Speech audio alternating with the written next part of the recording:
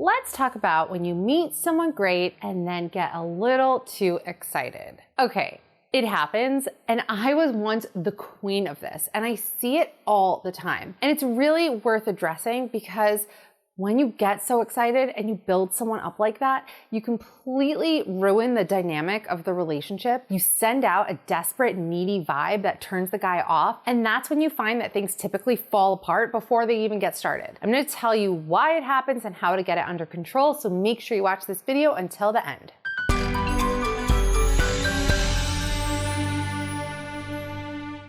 What's up, guys? It's Sabrina Alexis, your personal love advisor from A New Mode, the channel where we show you how love actually works. And if you want more amazing love advice, make sure to first give this video a like. It takes less than a second. Giving you a second.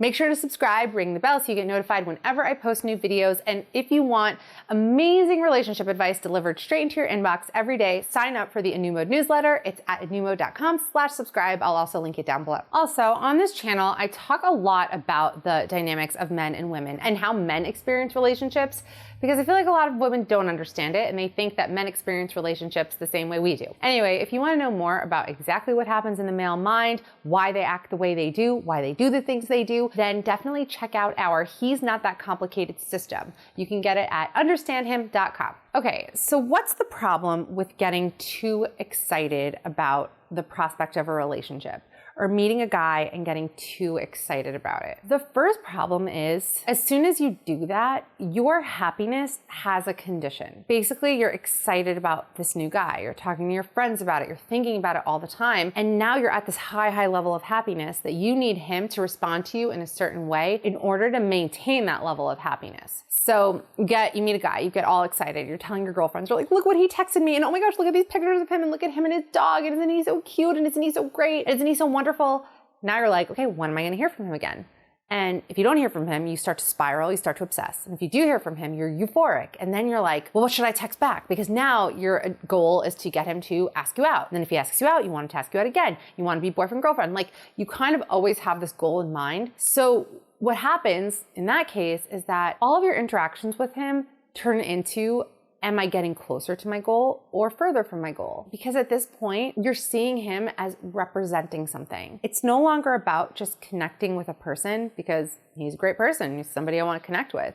It's, I need him to respond to me in a certain way because it feels so good to me when he does, and I want more of that feeling. I'm not saying that he's not great and wonderful, but usually when we get so excited about someone so early on, it's because they are filling a need within us. And it's beyond the need of just having someone. I mean, that's definitely part of it. It's because of what they start to represent to us. Like I said, I was once the queen of this. I think, like, I'm a writer and I was always after the story. So anytime I would meet a guy, I would think about our cocktail hour story. You know, like when you're at a party and people are like, oh, you're such a wonderful couple. Like, how did you meet? And I would always think about that moment of being like, well, da da da da, you know? And so with every guy that I really liked and felt that intense pull towards, I could always like spin a story. What's funny is I ended up with like the greatest story of all. I ended up marrying my ex-boyfriend. And I am going to do a whole video on exactly how that happened, because there's like sprinkles of it here and there. I know a lot of you want to know like the whole story from start to finish, but I did end up with the craziest story of all. But here's something interesting about that. So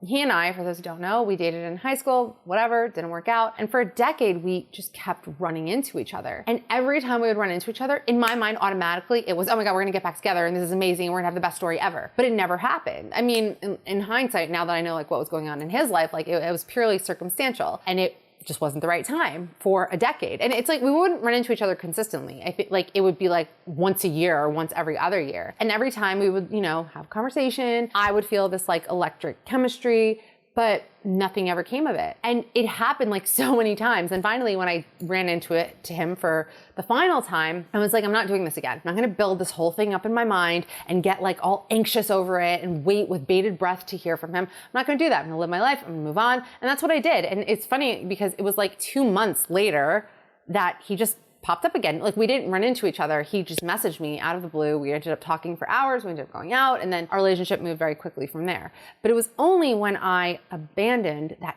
getting so excited and getting so invested in the story that I actually got the story. A big problem is that and I talk about this a lot on this channel, but women see the potential.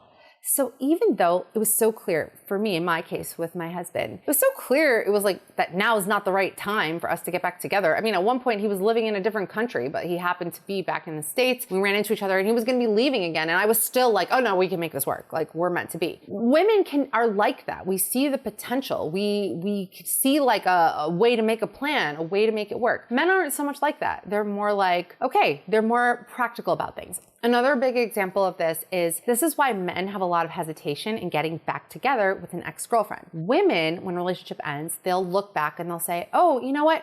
I could have fixed this, and if we worked on this, and if we did this, then it would work out. Men, most of the time, and talk to any guy and they'll agree with this statement. Men see their ex-girlfriend and they see it as, you know, we dated, it didn't work out, so why would it work out this time? Okay, like, not even gonna reconsider that. And again, when I speak in generalities and I say men and women, I mean most men, I mean most women, and I don't mean every single man on the planet, every single woman on the planet, we're just speaking in generalities. But with the expat stuff, this is why in all my expat content, and if you're trying to get an expat, we have a whole playlist on that. I talk a lot about, number one, doing the no contact rule, but also that you need to change. Like, you need to be an even better version of yourself. And obviously, like, he should change too. But the point is that things need to be different, because if everything's the same, then what's worth revisiting? And a lot of women misinterpret this as meaning like, oh, you go through a breakup, you have to like give yourself a makeover and then he'll come back. What happens in these cases is, yeah, you get his attention, he comes back and the whole relationship falls apart again. This is why it's so ridiculous that Khloe Kardashian, every time Tristan gets caught cheating on her, which is what, like once a week,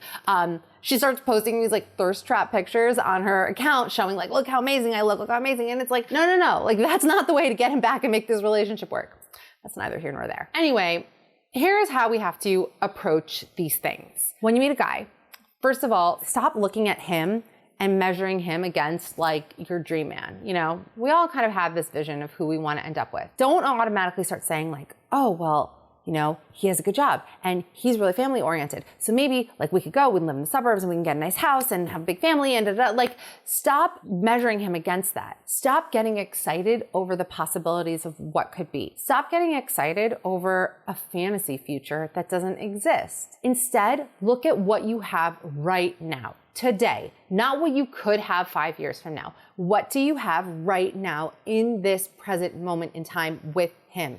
And is that enough for you? On a date, this is advice that I give out a lot, but on a date, you shouldn't be thinking, is this somebody that I could marry? Is this somebody that I want to be with? On a date, you're only thinking, is this somebody that I want to go on another date with?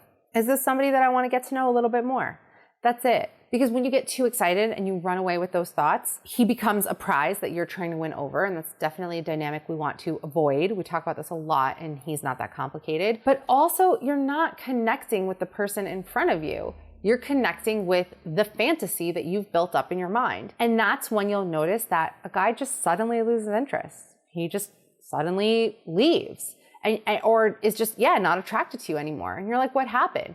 What happened is you weren't building a connection because you weren't really connecting with what was in front of you. The takeaway is do not dwell and obsess. Okay, first, I'm not saying don't be excited at all. Like, you're not a robot here. Obviously, you meet a guy that you like and you click with and he's texting you. You're gonna be excited. You're gonna tell your friends about it, whatever. Tell your friends, do your thing, and then let it go. Release. That's it. It's important to realize that your thoughts don't control you. You have control over your thoughts. So you're, going about your business at your job or in school, whatever, and thoughts of him pop into your head, push them to the side. You don't need to engage in them. Anytime you think about him, you don't need to like automatically read over your text exchange with him to get that fluttery feeling or go stalk him on Instagram or whatever. You don't need to do that. He could pop in your head and you can say, all right, nice seeing you, but goodbye. I'm focusing on other things right now. Don't engage with the obsession and then getting too excited. When you do that, you get too invested and then you set yourself up to get so much more hurt. And I'd also caution you against going down the rabbit hole. Look, we all Google the person that we're seeing or interested in. We look at their Instagram, but don't go into that rabbit hole of,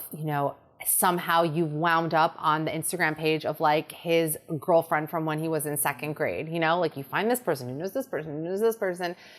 Try to avoid that. Another important thing to keep in mind is you just need to tell yourself, in any time you're in a stressful situation where you don't know what the outcome will be, and it does feel stressful when you're dating a guy, you don't know how he feels about you. Or even, I mean, you could apply this to anything. You can apply this to if you're looking for a job and you don't know if you'll find a job. You have to make this your mantra. I will be okay.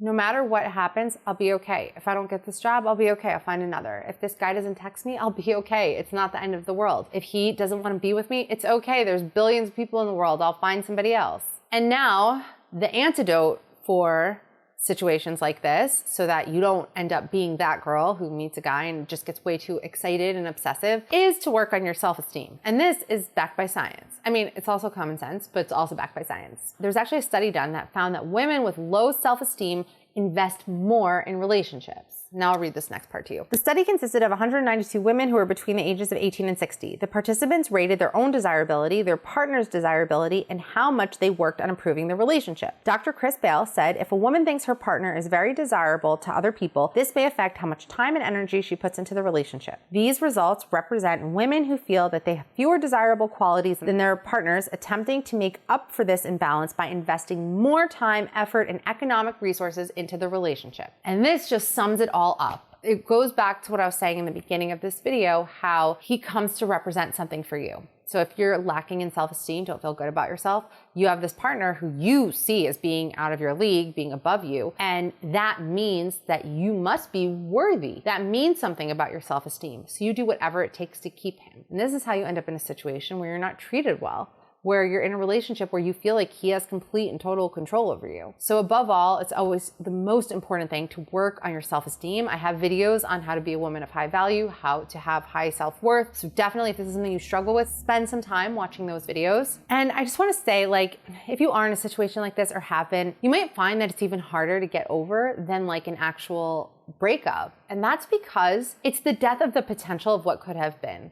And the sad thing is that, like, okay, it is possible it just wasn't meant to be, but sometimes you cause the death of that potential by just getting too excited. So reel yourself in, hold yourself back, remind yourself that everything will be okay, work on your self-esteem, sense of self-worth, and you will be good to go. Make sure to like this video if you enjoyed it, leave a comment, let me know what you think, what other videos you want me to create. Please subscribe, follow me on Instagram for more relationship advice @newmode, and I will see you in the next video.